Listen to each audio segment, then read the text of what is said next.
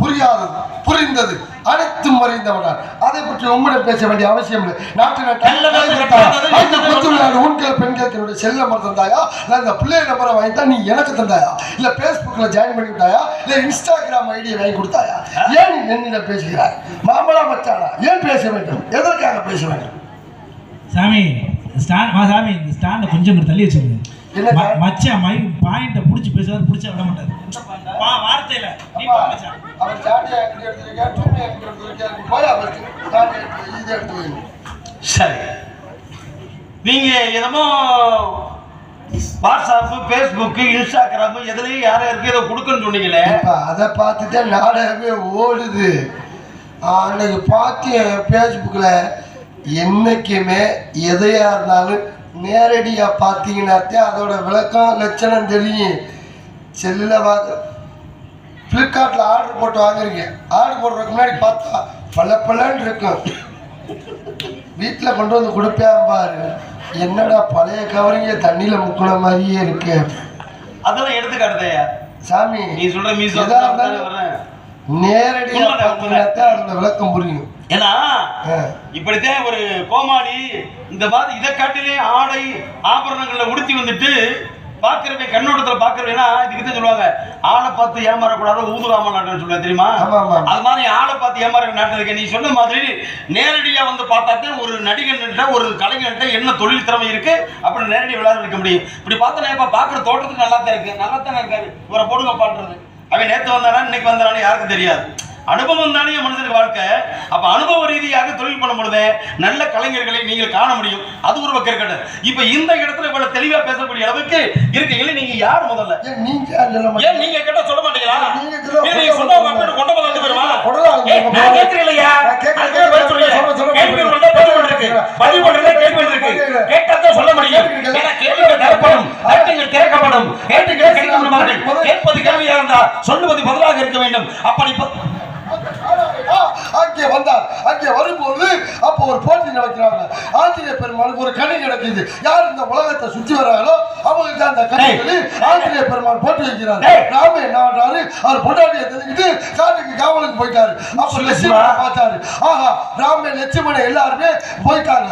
போன இடத்துல வந்தவாசிங்கிற இடத்துல அங்கே வந்தவாசியா பாடாமாசிரியான்னு தெரியல, அந்த இடத்துல காவலுக்கு போன இடத்துல எல்லாருக்குமே பசி வந்துருச்சு. பசி வந்த உடனே பழங்கள் எதுவுமே கிடைக்காதனால ராம என்ன பண்ணாரு, அந்த அருகம்புல்லை எடுத்து சாப்பிட்டாரு. அருகம்புல்லை அவர் தின்ன உடனே லட்சுமணனை பார்த்தாரு. அண்ணனா இங்க புல் திங்க போது நம்ம புல் திங்காம இருந்தா லட்சுமணன் இங்க புல்ல திங்க ஆரம்பிச்சிட்டாரு. லட்சுமணன் இங்க புல் திங்க போது ஆஞ்சநேய பெருமாள் பார்த்தாரு. ரெண்டு பேருமே இங்க புல் திங்கிறாங்க, நம்ம புல் திங்காம என்ன சொல்ற புல்லு அண்ணன் தம்பி புளுத்துனாங்க இருக்க புல்லு தின்ன கதை. அதான் அண்ணன் தம்பி புளுத்துன கதை இங்கே எவ்வளவு சொல்ற? நான் கேட்கிறேன். அவங்க ஒரு ஓரமா இவர் ஒரு ஓரமா உட்காந்து அவரும் புல் திங்க ஆரம்பித்தாரு. ஏய் இங்கடா, எவே எங்கெங்க உட்காந்து புல்லு திண்டா அந்த கதையை நான் கேட்டுறேன் கூட. என்னமோ கனி கொடுத்தேன், ஆஞ்சநேய பெருமாள் வந்தேன், கனிக்கு வந்து ராமன் லட்சுமணன் சண்டை போட்டுக்கிட்டேன்னா ஏடா டே நீ கதையை மாத்திர கதை தெரியுமா தெரியாது? எனக்கு கதை என்ன பார்த்து கேட்கிற நீ யாரு கதை? நீ என்ன கதை சொல்ல? நீ ஞானப்படம் கொடுத்தது முருகப்பெருமானுக்கு முருக பெருமானுக்கு தான் போட்டி. நீ எங்க கதையை மாத்திக்க? அது திருமண பிரணத்துக்கு ராமாயணமியா கதையை மாத்திக்கிட்டு ராமாயணம் தெரியுமா? இங்க ஒரு ராமாயணத்தை உருவாக்கணவே நான் தான். ராமாயணத்துல மொத்தம் எத்தனை இருக்கு? மொத்தம் எத்தனை இருக்கா? எத்தனை இது காண்டமா? மொத்தம் 7 காண்டங்கள் இருக்கு. நான் வாங்கினே 3 காண்டம் தான் கொடுத்தாங்க. என்ன சொல்ற? அந்த 3 அவர் கையில ஐயா பெருசு அப்போ சொல்றா பாரு. அப்படியா? 3 காண்டம் தான். ஏய் அப்பெல்லாம் கிடையாது. 6 காண்டம் இருக்கியா? முதல்ல கடைசியா கூட சேர்க்கப்பட்டது பாலகாண்டம், ஆரணிய காண்டம், கிஷ்கிந்தா காண்டம். 2 பாக்கெட் வாங்குனியா? 2 பாக்கெட்டா? எவ்வளவுக்கு வாங்குன? 2 பெரிய நூலியா? எவ்வளவு பாக்கெட்ல கொடுத்தா பெரிய பெரிய? எவ்வளவுக்கு வாங்குன? ஒரு காண்டம் 3755 ரூபாய். பாய் பாய் உன்னை ஏமாத்திட்டாங்கயா. ஐயோ ஒரு காண்டம் 3200 ரூபாய். ஆமாயா, என்ன தார்பாயா தயார் பண்ணாங்க காண்டத்தை. நீ என்ன சொல்ற? ஐயோ அந்த மொத்த எங்க போய்யா வாங்கின? ஏய் அங்கயா ராணி விக்டோரியா மாட்டு சொல்லக்கூடிய செஞ்சுரி புக் ஹவுஸ் இருக்கியா மதுரையில? நியூ செஞ்சுரி புக் ஹவுஸ்னு ஒண்ணு இருக்கு. எங்க? அங்க மதுரை தங்கரைகள் பெரியார் பஸ் ஸ்டாண்ட் பக்கத்துல. இந்த காண்ட வாங்க மதுரை பெரியார் பஸ் ஸ்டாண்ட். அங்கதான் அந்த புத்தகம் கிடைக்கும். கிரகத்தை எனக்கு ஒரு போன் பண்ணிருக்க வேண்டாமா? ஏன் கவர்மெண்ட் ஆஸ்பத்திரியில சும்மா கொடுக்குறாங்க காண்டம்?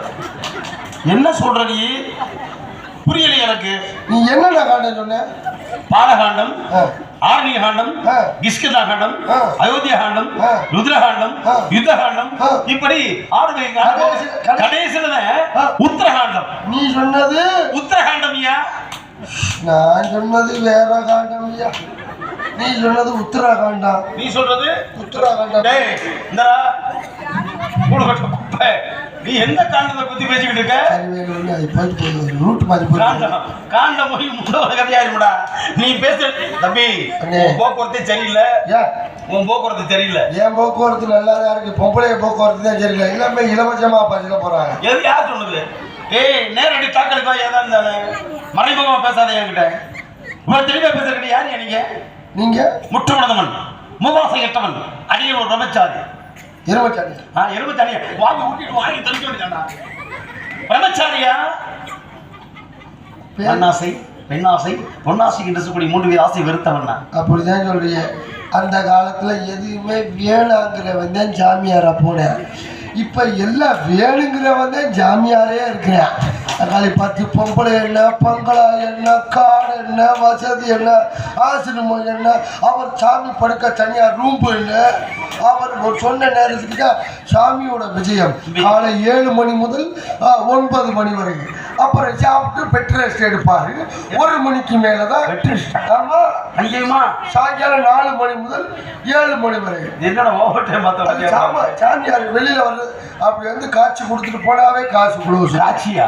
எதை கொடுக்குறாரு காட்சி? காட்சி கொடுக்குறாங்க, அவிச்சு கொடுக்குறாங்க. என்ன பூரா காட்சி தானே கொடுக்குறாங்க உள்ள. தெரியுமா தெரியாதா?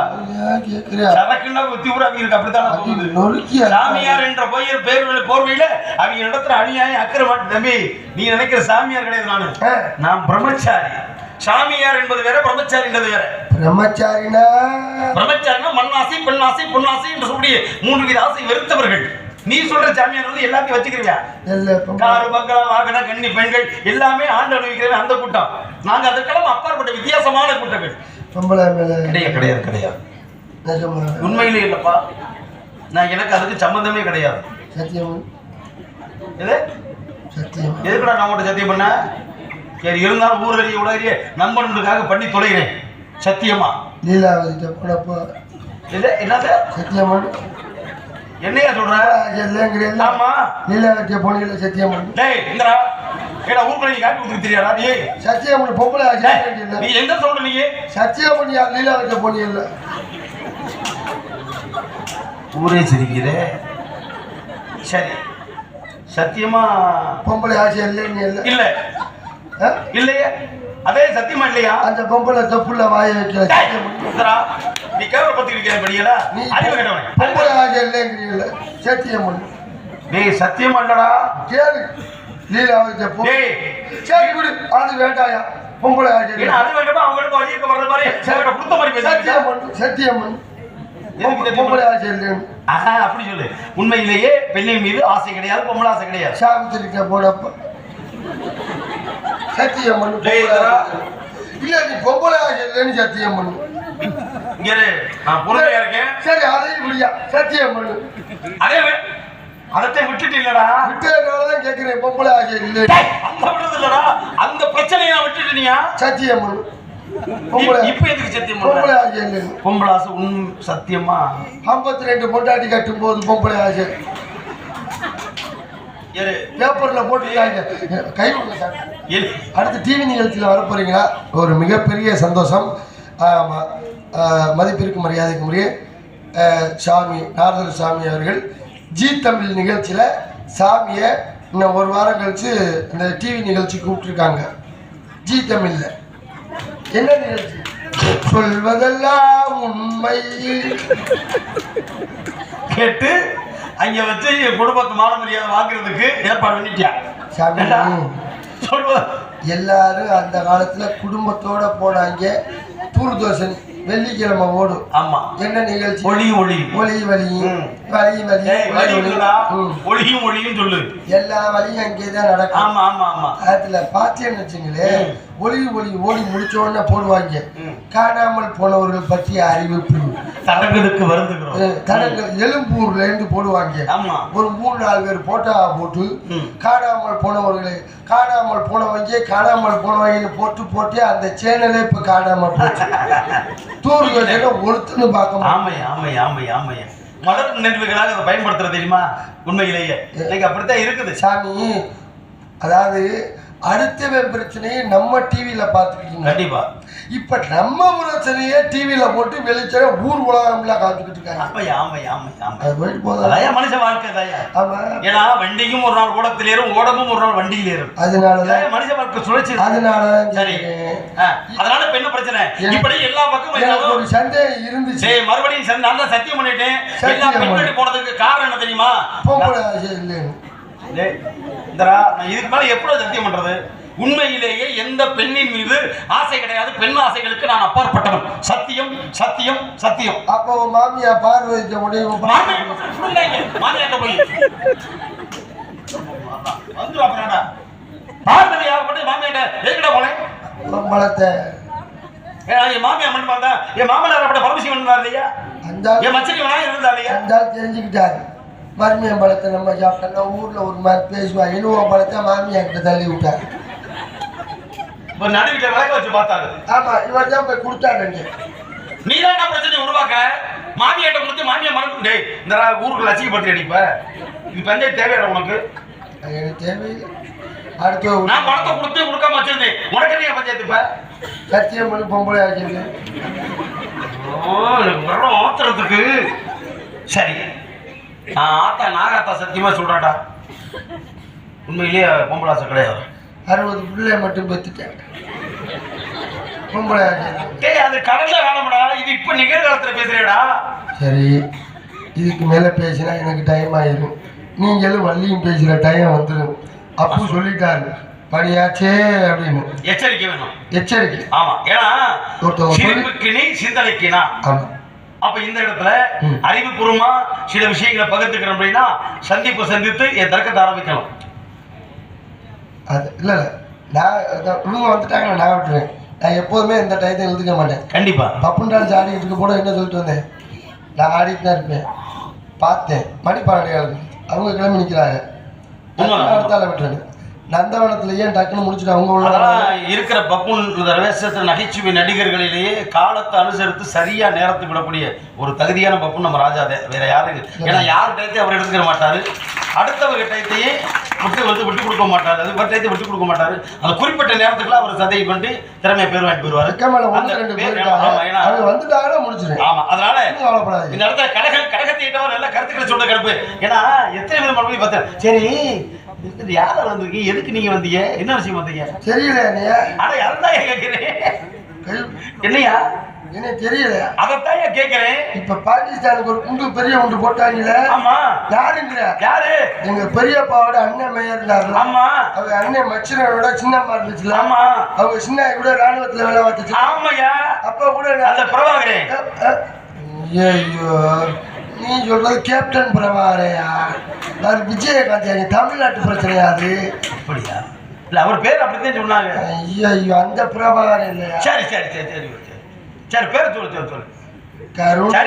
கருணை இருந்தால் வள்ளலாகலாம், பொறுமை இருந்தால் புனிதனாகலாம், எல்லாமே இருந்தால் இது மூட தலைவனாகலாம்.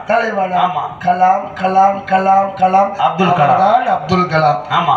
அவர் தயாரிச்சு வச்சுட்டு போன அந்த ஜாமான் இன்னைக்கு எதிரி நாட்டுக்காரனே எதிர்த்து ஓடுற அளவுக்கு இருக்குண்ணா. கண்டிப்பா. ஆனா அந்த பாட்டுல பாருங்க, அந்த வரியும் பாருங்க, பொறுமை இருந்தால் கலாம் அப்துல் கலாம் ஐயா. அவர் இப்பதான் அந்த பாட்டு போட்டுக்கு முன்னாடியே. ஆனா அதுக்குள்ள வந்துருச்சு பாருங்க. ஆமா. அது இறைவனுடைய கருணை. எல்லாருக்கும் எல்லாம் பொருந்தாது இல்ல. அதே மாதிரிதான் சின்ன கலைவாணர் விவேக் சார் படத்துல சாக்கடைக்குள்ள உள்ள முந்து டீ குடிச்சிட்டு அப்படியே மேல வருவாரு. எப்படா டீ கடை ஆரம்பிச்ச அப்படின்னு. இப்ப பார்த்தா சென்னையில எப்படி ஆகி போச்சு. அண்டர் கிரவுண்ட்ல ஓடிக்கிட்டு டீ கடை இருக்கு, எல்லாமே இருக்கு. அதெல்லாம் ஒரு ஞானம் மாதிரி. நியாயமா? ஏன்னா விஞ்ஞானம் என்பது எதிர்காலத்து தேவையை பூர்த்தி செய்வதானே. அஞ்ஞானம் என்ற அருளை அகற்றி விஞ்ஞானத்தை பூர்த்தி மெஞ்ஞான பாதையில நாமும் செல்ல வேண்டும். ஆமாமா. அப்ப சந்தித்தார் சாமி திரைக்காவலுக்காண்டி யார் வந்தீங்க? கருந்தனை செந்தினை சரி, பார்க்கணுமே. கருந்தனை எங்களுக்காகவும் செந்தினை செந்தில் வடி வேலனுக்காகவும் சாமி. நல்லது. இப்ப இது சத்தியமா? டேய் மறுபடி அந்த சத்தியமா யாரியா? டேய் சத்தியமா யார் அது? சத்தியமா அந்த சத்தியமா மாமியா? ஐயோ